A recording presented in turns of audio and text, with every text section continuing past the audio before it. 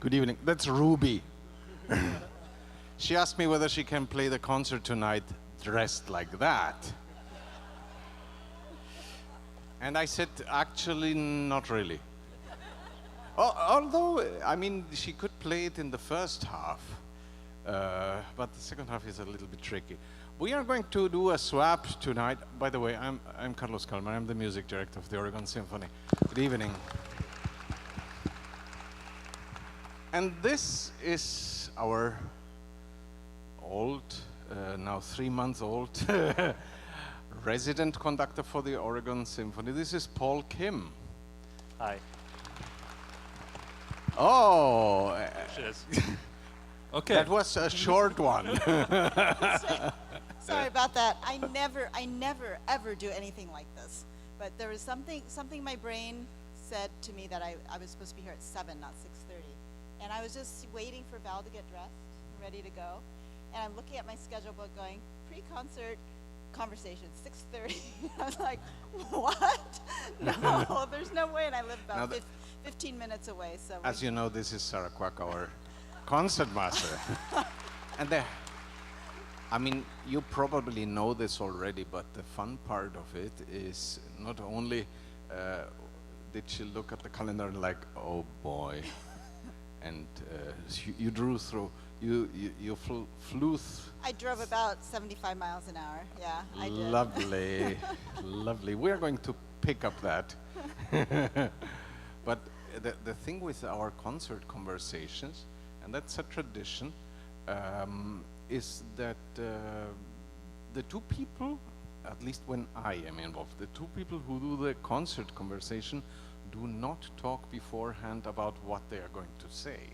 So here is Sarah, and she doesn't know what is coming. I have no idea. This is the first time I've been asked to do this. So.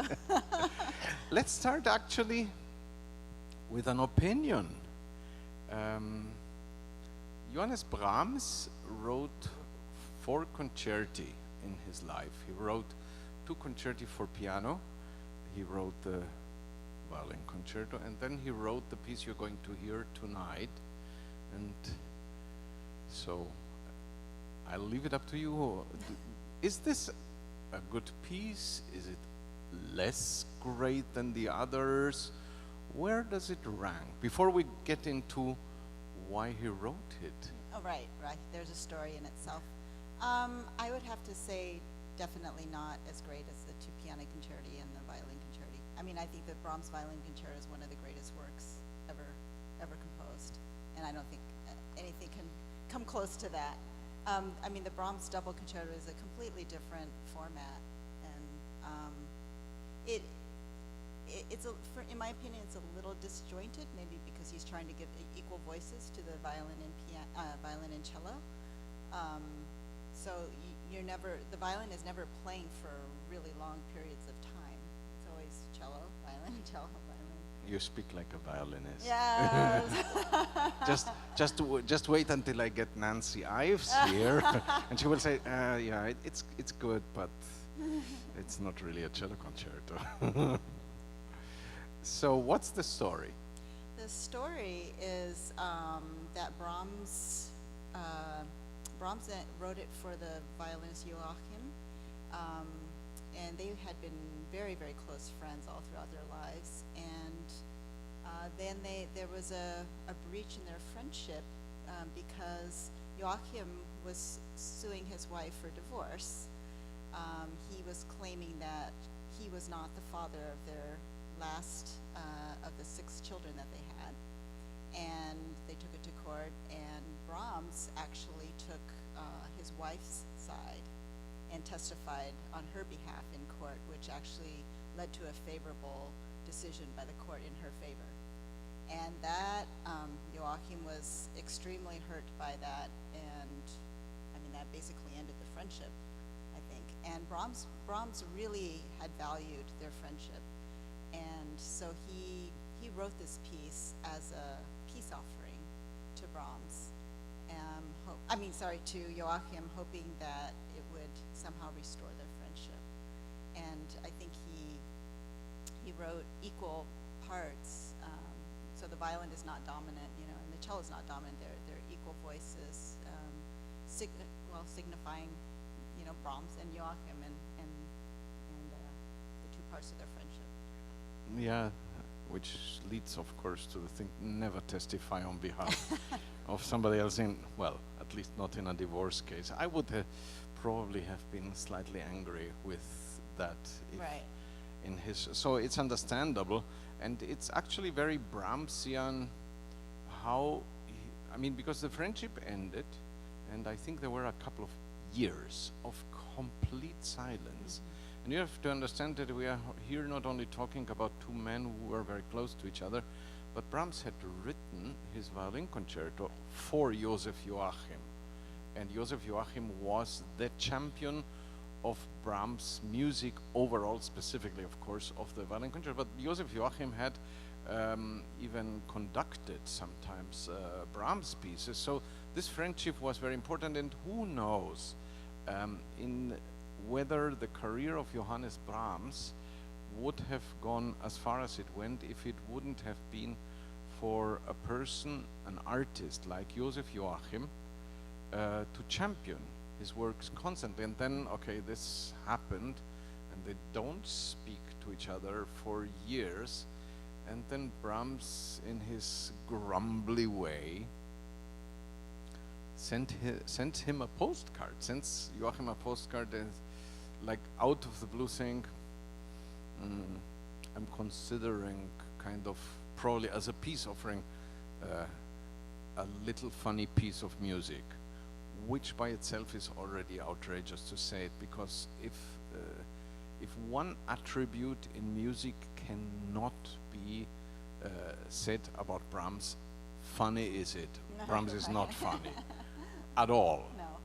His sense of humor is not really existing. A very serious. So he writes to Joachim, I have this little piece just for entertainment purposes.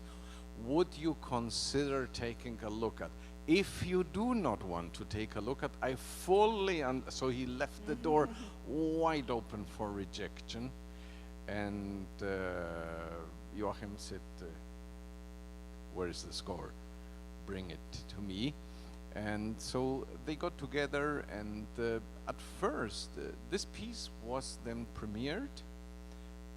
It was the two people for whom it's written, Joseph Joachim on the violin and Robert Hausmann for the cello. They premiered it, and the premiere was not really a success, which of course plays into what you just said about the quality of the piece. Now, I have a hard time arguing really heavily against it, because the point is, when I believe, at least, when you say this is not as good as the violin concerto or the two piano concertos, that might be true, maybe, but but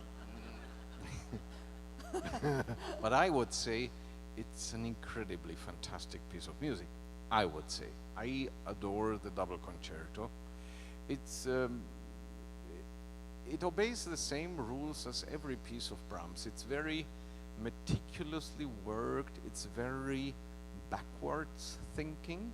Brahms was a composer who always thought old style.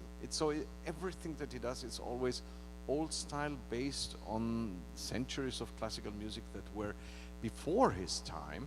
So is this. And we are here also talking about the last piece he wrote for orchestra. It's a very late piece in Brahms' life, but it's full of all this, to me, of all these things that are just phenomenal about Johannes Brahms.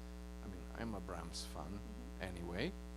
The problem that exists in evaluating it as high as piano concerti and violin concerto is what Sarah rightly said about the violin concerto. How are you even going to top the violin concerto? That's Yeah, it's impossible. I mean, amongst violins, we have not talked about this, but amongst violinists, I would dare to say every violinist I have spoken to says that, I mean, you cannot rank things like this is the best, this is the second, but everyone will probably say the best violin concerto is Beethoven, probably, and Brahms is right after that, and Right, then or vice versa. or vice versa, and then comes all the rest, including this wonderful pieces that this guy Mozart, who is quite a composer, and with the piano concerti, yeah, what are you going to argue about that? So the piece, standard Brahms, meticulous, meaty first movement, very romantic, tender second movement, in which I think you can say that probably better, because I never played that piece when I was young. He quotes allegedly Viotti. That I don't know anything about. I read. Okay. I read that he quotes Giambattista Viotti, the A minor concerto, in the second movement, because both Brahms and Joachim really liked that piece, which is interesting. And then comes the fun last moment, which is just a rondo of like, let's get together and have a good time. As every Brahms piece, this piece requires really great soloists. Absolutely, that is a I mean, must. you cannot go to this piece when you are not on absolutely on the top, and I think we have we have two of those. We have the two of the finest. Yeah. It's a very awkward piece, actually, and from the violinist point of view, things don't lie really easily. There are a lot of double stops and a lot of arpeggios and scales. And one thing that Brahms does in this piece that's unusual is right off the bat he starts off with the cello cadenza, which, I mean, usually the cadenza is at the end of the movement, but right off the bat the cello has a cadenza, and then a short tutti, and then the violin has a cadenza. And you know, usually when you play concerto, you have the whole first movement to kind of warm up, get used to being on stage and performing, and then you have this cadenza that where you're by yourself, and by then you're okay. I'm used to being out here. But Brahms, right away you're all by yourself, naked. It's a very hard cadenza and very uncomfortable.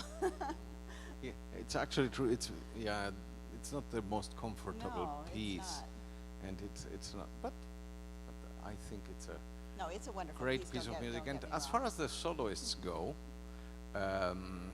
Tanya and Christian Tetzlaff, they come brother and sister. They come from a musical family, 4 children. All of them are professional musicians. You are going to see 2 of them. Then there is Stefan, the oldest, who is a conductor, and Angela, who is a flautist. Now the little side step in this, I know them, and I have, actually Christian and I talked backstage, because next year, don't ask me where, I don't remember, we're going to do La Lo Symphonie Espagnole together, and he said, hey, we are going to do this again, like 28 years ago, something insane like that. I know the family, and I have worked with Christian over 25 years ago already. So when he was probably 17, 18 or something like that, and I was 10, no, never mind. We worked together, and I mean, at that time it was, Tanya at that time was probably maybe 13, something like that. I can say I knew you when you were this high in Hamburg. And even at that time, Christian Tetzlaff was undoubtedly one of the greatest talents in violin playing that Germany had. And he has gone as far as you can get in violin. I always refer, because Christian Tetzlaff, maybe here important, is not such a incredibly well-known name. So think in East Coast and in Europe and probably in Japan and stuff, places like that, Tetzlaff is what, on the violin, what probably Yo-Yo Ma is for here, on cello. That famous, and also that quality. Has he been here before? Is this his first time? I doubt that he has been here. I mean, it's just a, it's just a wonderful thing that he Yeah. can even come. He's very careful in how he divides his time, but so it's a blessing for us, and I hope we can bring him back. I hope so too. And before that, we have a little, I would say, we have a little glass of champagne for all of you.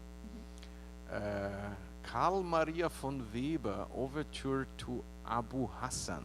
Now, the fascinating thing that happens here and there, and has happened during my 10 years as music director of the Oregon Symphony, is sometimes it happens, and you can read it in the program book, that you see first performance by the Oregon Symphony, and it's obvious when it comes to music by Lutoslavsky, Thomas Ades, and other modern composers, James Macmillan, even John Adams. Yeah, it's first time we perform a piece by Weber. This piece you're going to hear tonight has never been performed by the Oregon Symphony. And the reason is quite simple. It's just, you know, Karl Maria von Weber, this kind of forgotten genius of German late classic, early romantic music, we all know him if we know him mainly for two pieces. That's it. Meaning the Overture to Freischütz and the Overture to Oberon. Nothing else. Those pieces are being played, but Abu Hassan.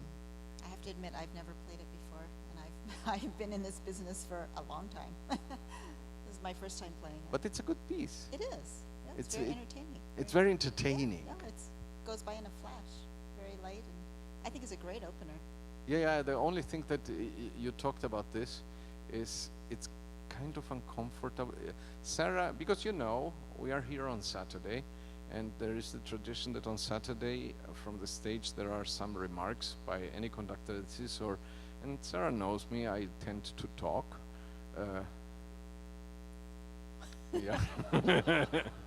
So she asked me specifically to maybe limit my remarks tonight. Why did you explain? What is the deal? Well, oftentimes when there's something difficult and Carlos is talking up there, our hands get cold just from sitting there, and it's really hard to move. And this one starts off actually with it's quite a finger twister, kind of like a tongue twister, but a finger twister, and we really want to start off this program well. So I will try to say it in one sentence. We will all appreciate that very much. Yeah. Otherwise, trust me, I get the look from everybody. So this is a little glass of champagne. The funny thing is that sometimes when you construct a program and you need something that we all call a parking overture for everybody who comes late and doesn't want to miss the concert, you want to do a short piece. And as far as short overtures, it's difficult to find overtures that are underneath 5 minutes, and you do not want to play the Marriage of Figaro by Mozart over and over again, which is 3.5 minutes. Mm-hmm. But I think with this one, with the Abu Hassan, we have a great find, because I don't think it's even 4 minutes long. No. It goes like this. Yeah. It's fast, it's fun, it's very melodic, and it's like a little appetizer. Then is the Brahms, then is intermission, and then we go to the piece that actually led me to ask Ruby Chen, the wonderful young lady whom you saw in her Halloween costume, to tell her, no, you can't play the concert in Halloween costume. Because between Halloween costume and Shostakovich 10, I don't think so. I was wondering what the connection was there. I saw her backstage, and I was No, it's just about poor Ruby. I mean, she just giggled there, and of course I grabbed her hand and said, you come and say hi to the audience. So, Shostakovich 10. Now that's a massive piece of music.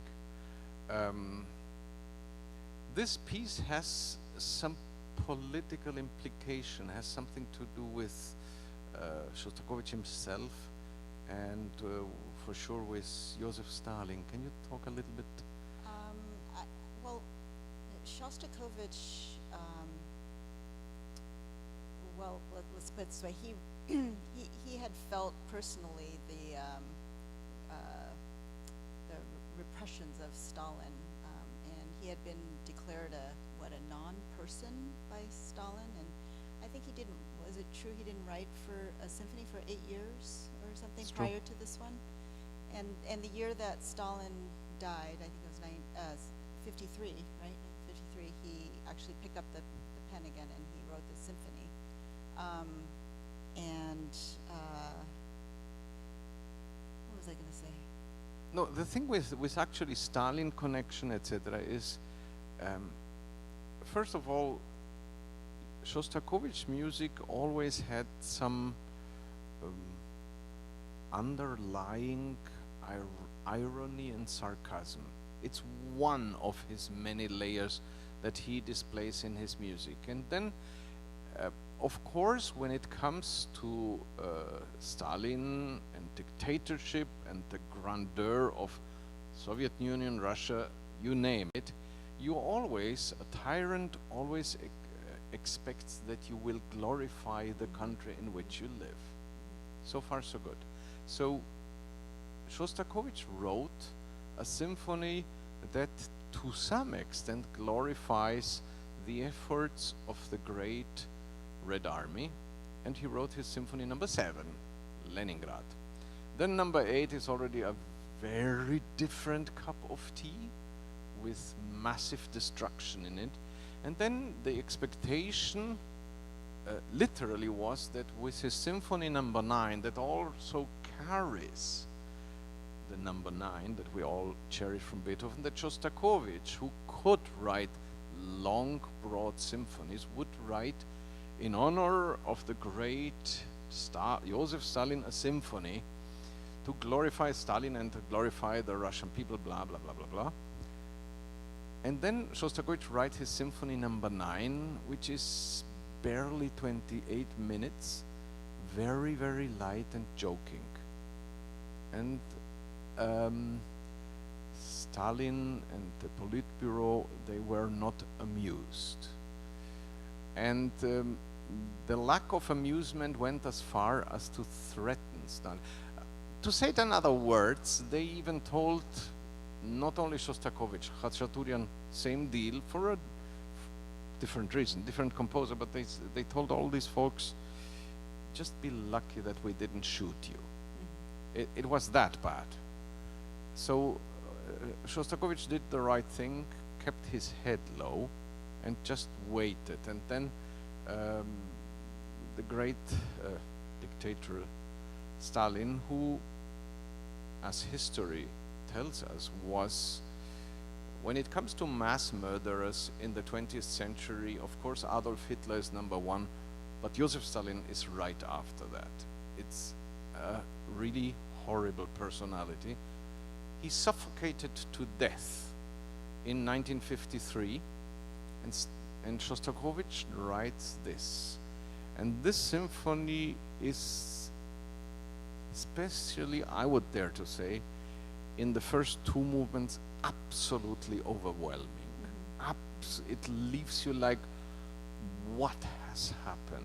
Can you tell us a little bit, because they are very different, the movements? Yeah, well, I'll start with the second movement. The second movement just goes by in a flash, and it's violent. It's just full of, we say anger, and just, it's very, but it's so fast, and as a performer, it just goes by in a blur. And one thing you can look for is the very frantic page turns from the inside players. It just go by really fast. But it's challenged to keep up with this. Well, tempo. actually, the second movement is a depiction of Stalin as a person. Whatever you make out of this, it has other layers. It's very short. It's maybe 4 minutes, 20 seconds, Right, something very short. like that. It is, with a very tiny exception, absolutely brutal. It's brutal, very fast-paced music. Whereas the first movement is a little more, to some extent, inward thinking, pensive at times, slow, without being a real, without sitting there. It's just very intense. And of course, the scope of this first movement reminds you of other composers that had this capability of writing really long pieces. Gustav Mahler is one. Because the first movement, it's not that we have to count in minutes, but it's probably 23 minutes of music, something. I thought it was longer than that. Yeah. I thought it was like 25 or even close to 30. Actually. Yep.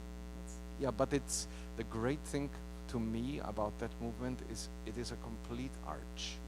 I mean, it takes a while until it develops. It's very darkish at the sound at the beginning, and then you feel the threat of, if you look at it politically, you feel the threat of oppression, and then the piece gets really huge, and there is an amount of sound that is so intense, and then it dies down.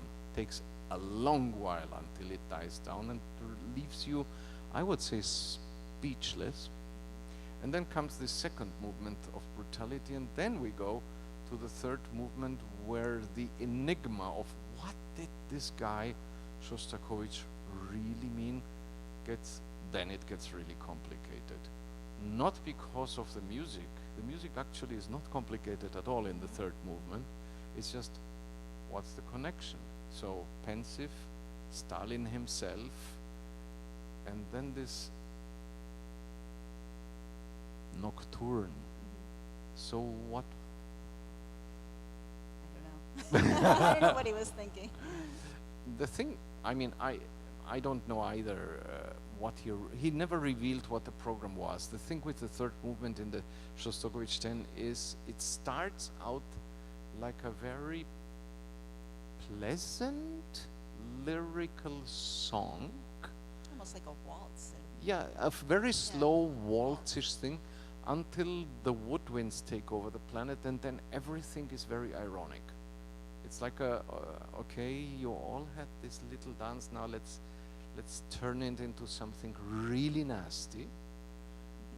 And it ends with something that it ends like it started somehow, and it does something that Shostakovich, this is an opinion, it's nothing that he ever said, that I think he does so great. Very often when I have the honor of conducting pieces by Shostakovich, I feel solitude. It's this, you are alone in the world. And that is at the end, when Sarah plays her soli at the end of the movement, she is so, there is only her, and everybody's like, I feel very alone. yeah, and that there is kind of not a transition, but then starts kind of seamlessly the last movement. It goes on like that, very slow, and the woodwinds do their calls, and everything is like you're in solitary confinement somewhere in prison, until we say, okay, enough of solitude, now let's go. And then the entire piece gets very fast, somehow funny, Yeah, I was going to say brighter. bright, Brighter. and ends in Yeah, triumph. more optimistic. Yeah, so the piece ends in real optimism with a huge amount of sound coming from the orchestra. So I guess it's quite an exhausting piece. It is, and I was going to ask you how you, as a conductor, pace yourself through this. Well, I never thought about that. I never think about how can you pace so you make it to the end. Maybe in 20, 30 years, when I reach my mature years, I'll ask you. I'll ask you then. then I have to pace myself. But for now, it's no, it's okay. I rather think when I look at the musicians of the orchestra, and their intensity in the first movement, the complete craziness in the second, where also it's not only that it's fast, it's so much force. I always admire what this orchestra is capable of doing and how you lead the forces in just being very subtle in the third movement, because that is really hard, because I think, okay, I'm just conducting there, it's fun, but they like this. You can see I wore my sleeveless dress today. I'm planning on burning a lot of calories. Yeah. That's why, actually that is why we decided to put Shostakovich 10 on the program. It's a regiment, so we all lose a little bit of weight. Right. So this is a very full program, starts with champagne, goes to a meticulous, meaty, wonderful German piece with two amazing soloists, and then we get the big intensity of Shostakovich's 10th Symphony. Enjoy the show. This is Sarah Kwak. Thank you.